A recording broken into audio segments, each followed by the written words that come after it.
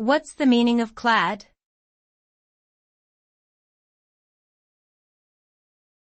Clad.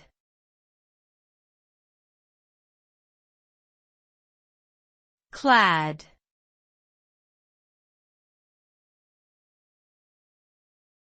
Clad.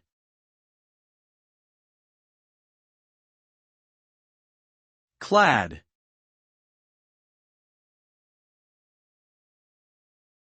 The word clad is an adjective that describes something that is covered or clothed in a particular way. It can be used to indicate the material or substance that covers an object, such as a metal-clad building. It can also refer to clothing worn by a person, like being clad in a suit or a coat. In general, clad suggests a complete and cohesive covering, often with a specific purpose in mind, whether it be for protection, decoration, or practicality.